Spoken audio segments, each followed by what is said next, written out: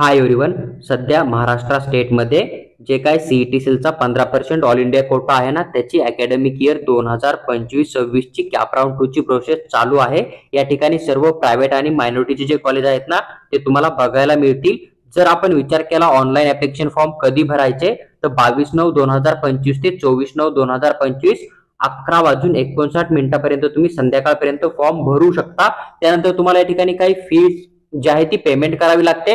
Payment of registration फीसचा जर आपण विचार केला, तुम्हाला 2,000 रुपये जे आहेत ते पेमेंट करणे आहे, जे की नॉन रिफंडेबल असणार आहे. तुम्हाला ऍडमिशन मिळो नाही मिळो हे पैसे तुमचे रिफंड दिले जाणार नाहीये. नंतर तुम्हाला या ठिकाणी एक सिक्युरिटी डिपॉझिट देणे, जे की 50,000 रुपये.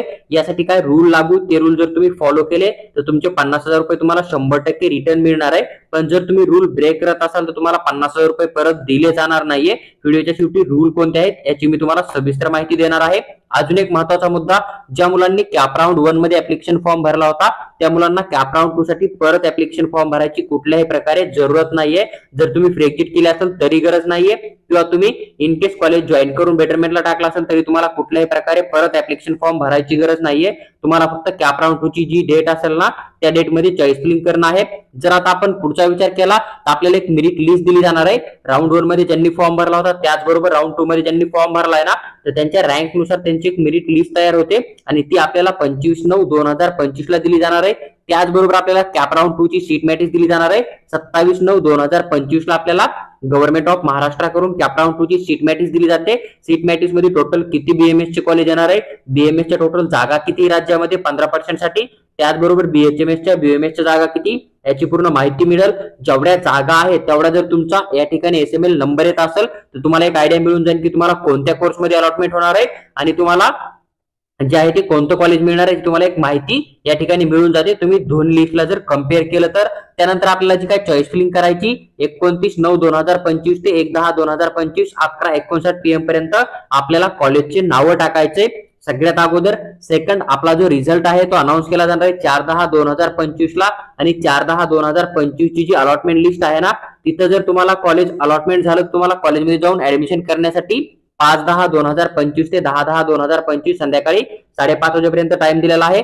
त्यानंतर जर एखादा विद्यार्थी असा आहे की तो ऍडमिशन कन्फर्म करतोय पण त्याला नंतर वाटतंय की मला आता ड्रॉप करणं आहे, मला बीएमएस कंटिन्यू नाही करणं, मला नीट एक्झाम परत देणं आहे, किंवा तुम्ही बाहेर राज्यामध्ये कुठे एमबीबीएस ला ऍडमिशन टाकताय किंवा आयक्यू कोट्यामधून समजा एखादं एमबीबीएस चे कॉलेज बघताय राज्यामध्ये थर्ड राऊंडला, तर त्या कंडिशन मध्ये तुम्ही तुमची सीट सोडू शकता.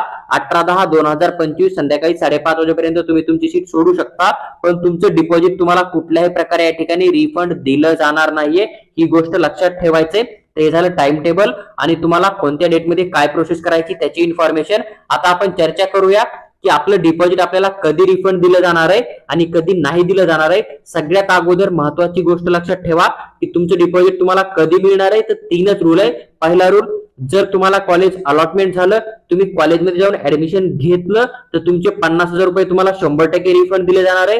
जर तुम्ही चॉईस फिलिंग करताय कॅप राऊंड 2 ची तुम्हाला कॉलेज मिळतच नाही तुम्ही टाकलेल्या कॉलेज पैकी, तर त्या कंडिशन मध्ये पण तुमचे 50,000 रुपये तुम्हाला 100% रिफंड मिळतील.